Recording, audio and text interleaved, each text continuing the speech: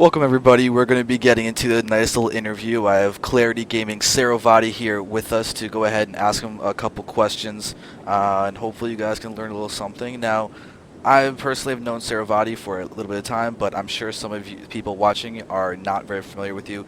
Why don't you go ahead and introduce yourself and tell us a little about you? Hi, I'm Brian Zhao, otherwise known as cSaroVati, play for Clarity Gaming. Um, I'm 18 years old, I go to university, I work on the side as well, so I don't really have the most time to practice, but for whoever will watch my games, I try to make them as entertaining as possible. And well then, let's start about your games. Like, when did you start playing StarCraft 2, and did you have any other RTS games as your background? I started playing StarCraft 2, I think a month after its release. I started playing at the end of August in 2010, I believe. And that was the first RTS I've played, like the RTS portion. I played games like Brood War and Warcraft 3, but I always played the custom aspect of it, like Spine, Crawler Defense, or whatever, what have you. So the first real experience of RTS came from StarCraft 2. All right. So what has your competitive history been like within StarCraft 2? Like, I'm sure you weren't GM Protoss right at the start. Yeah, so when I started off, I was in Diamond, which I believe was the highest league, but I was by no means good. Um, I think it was just me and my brother laddering, and we just laddered and did the same build in all three matchups, three-gate robo, um, and slowly started moving up the ladder, I guess, and eventually, like way back in the day, when there was no Grandmaster League, but rather there was a top 200 released by Blizzard, I finally made myself onto one of those, like 4 months into playing, so that's really when I started getting more competitive and I joined my first team. Very, very cool. Um, Kind of impressed that you went right into it as the top league that was available. Even though you say you weren't that good, that still strikes me as impressive. All right. So, what are some of the tournaments that you've played in, and how have they gone?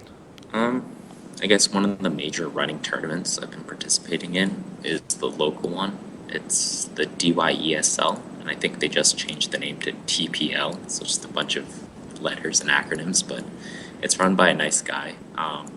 The tournaments are every month, generally this LAN, and that's one of the major tournaments, or one of the tournaments, like the series of tournaments that I've been going to.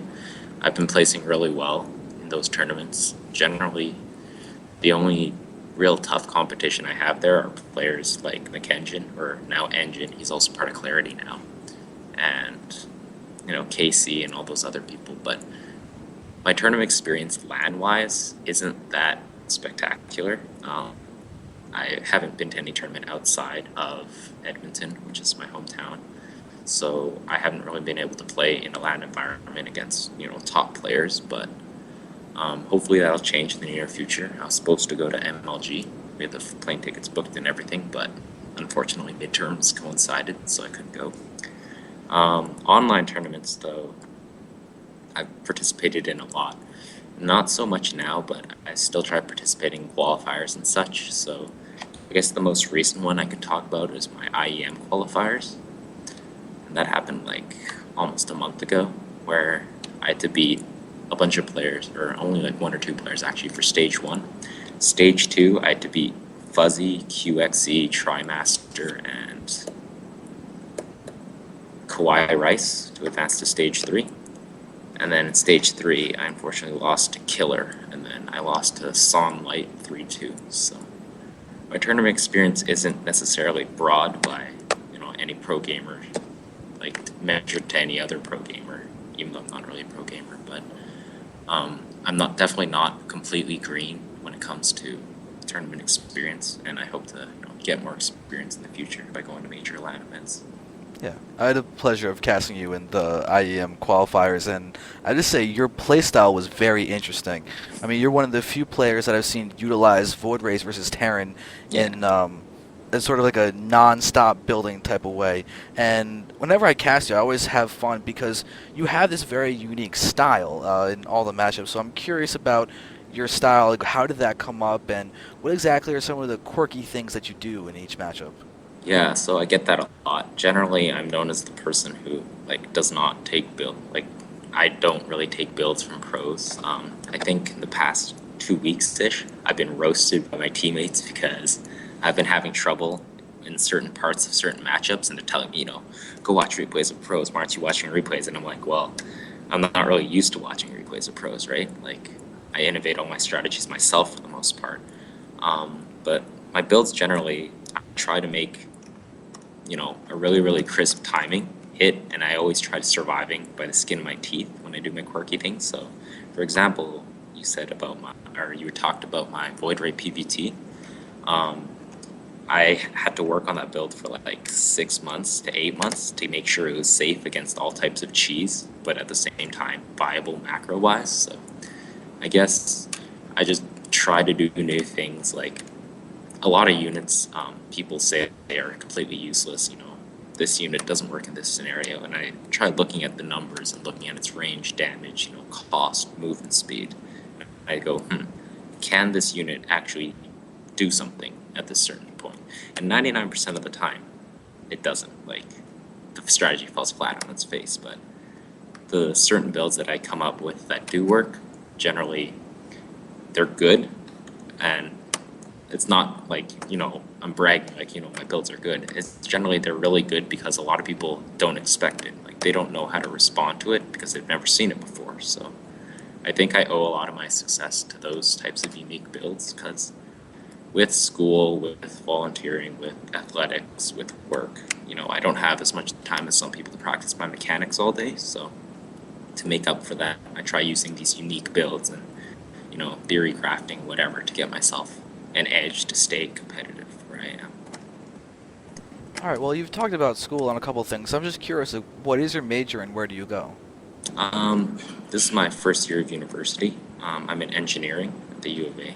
So I'm planning on pursuing mechanical engineering, and then who knows what after that, maybe biomedical option. But that's where my schooling is going. So I plan on being in school for at least another 4 years to finish my undergraduate. So unfortunately, as you mentioned prior to this interview, we have a team house opening, but I can't go there and practice with all my teammates because I still have school and such. All right. Well, you talked about being teammates with Engine now, but Clarity also has some really top Korean players. Like, you've picked up Young and you've picked up Jukdo. I have to say, your lineup is looking quite stacked. I mean, how are you feeling with Clarity as a team, as opposed to maybe some of the other teams that you've been on before, or just in terms of the fact that you guys are really, really becoming worldwide? Yeah.